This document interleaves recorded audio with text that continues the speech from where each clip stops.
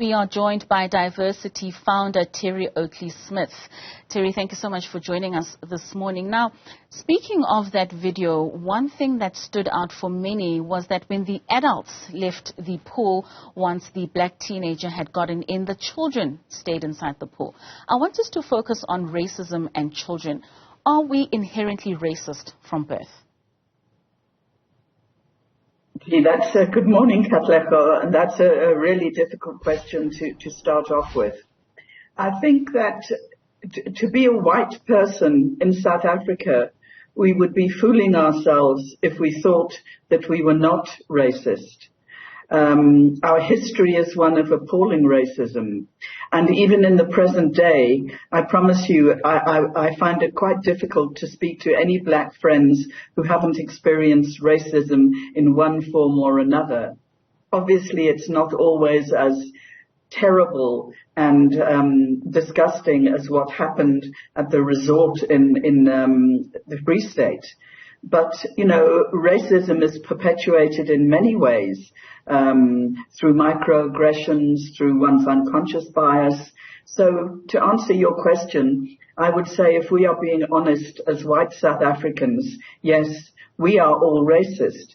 And what that probably means is that consciously or unconsciously, we pass our feelings to our children.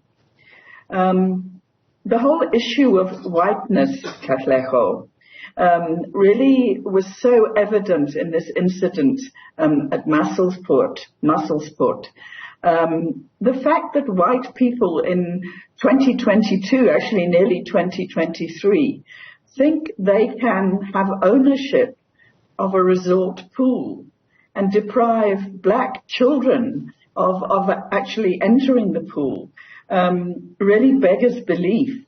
And it shows that the concept of whiteness is really very much alive and well in South Africa.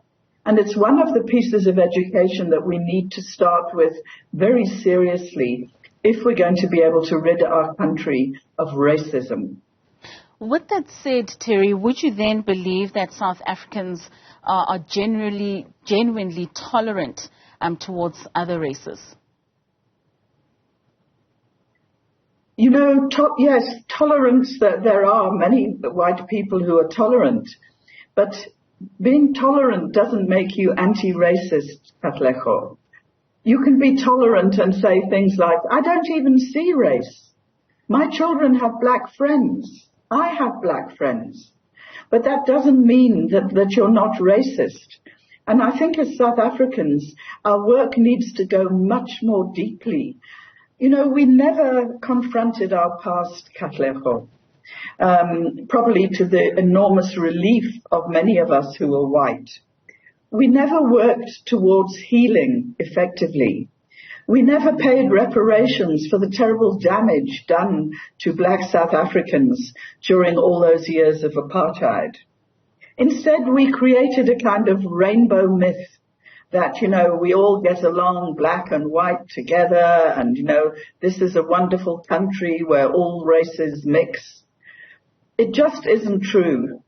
There is so little social mixing still between people who are black, and I'm including in that umbrella people of color of all kinds and indigenous people too.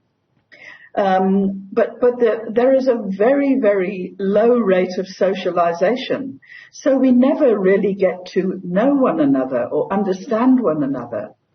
Perhaps in the workplace we nod to people and we maybe talk to people, but we're not having those really important conversations around race and around our past that will begin to lead us on a journey to healing, which is what we really need.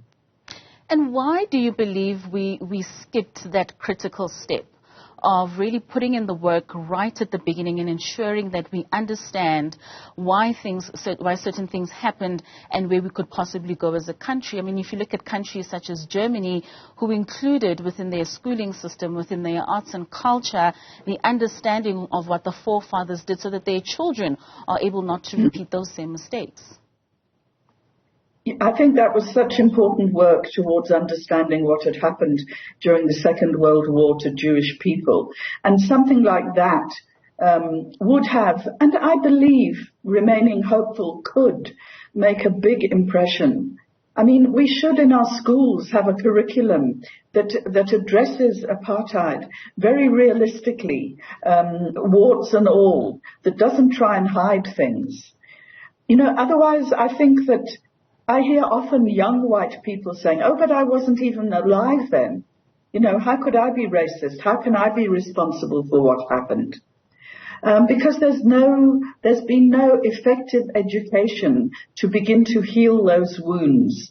And I think that, you know, if I think about the last few years, Katlego, and perhaps as it's the last day of the year, it's fine to actually talk about this.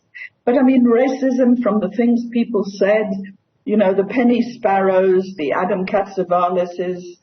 Then we had the incident at Schweitzer Renneker. Recently, we had Stellenbosch University with a young white man urinating on the books of a young black man. 5,464 cases have been recorded by the South African Human Rights Commission during this year. And I mean, I could go on, and I'm sure you're very aware of all these incidents and have probably reported on them. But still, there's been nothing that's really challenged whiteness and the fragility of white people who find it so uncomfortable to talk about race. I mean, in my company, for almost 30 years now, we've been working in businesses and also to some extent in universities and lesser in schools. And you know, of course these conversations are very difficult initially, and of course there's resistance to them. But unless we have these conversations, unless we learn from each other, we are not going to be able to move past the ravages of our past, as we see exactly from what happened in that swimming pool at the resort on Christmas Day. Most certainly. So, Terry, then who does the onus lie on? Is it for black people to stand up, or is it for white people to then take it upon themselves to teach within their homes the young children as to what happened in the past, and for us to be able to find that middle ground, for us to be able to be living in harmony? You know, when it comes to anti-racism, it is not the job of black people to have to teach us. It's our responsibility. We need to stand up as white people when these kind of incidents happen and say, not in my name. This is not who I am. I do not approve of this behavior. And then I will not use this person's business. I will, and there can be a host of things that one can do. But it's white people who are racist. So it's white people that need to stand up and begin to work against racism and move beyond the tolerance and the myths that we tell ourselves about not seeing color. Then in the absence of that, Terry, what else then could be done? Is there a part that government can play in enforcing? There's a huge part. I mean, it's actually extremely sad that as far along ago as 2016, there was an act promulgated in Parliament which has been barely discussed since 2016. And this is the Prevention and Combating of Hate Crime and Hate Speech Bill. And the problem with all these incidents that keep happening is that nobody quite knows how to deal with them effectively and legally. And I would really urge our government to make a priority when they begin work again next year to actually pass and discuss this Preventing and Combating of Hate Crimes and Hate Speech Bill, because this will assist us enormously. But I think there's a chain of things. I mean, it also occurred to me that how come this resort didn't have a sign up saying this swimming pool is open to all who are staying here, or something of that sort? The people involved, how come so few people came to the rescue of those black children? And what you said in the beginning was very, very interesting, Katleko, that although children stayed in the pool, adults immediately got out. And I think that says a great deal about how much work we still need to do. We certainly do have a lot of work to do as a country. Thank you so much for your time, and I do hope that you will usher in the new year in a very safe way. That's Terry Oakley-Smit speaking to us there about the incident that happened in the Free State.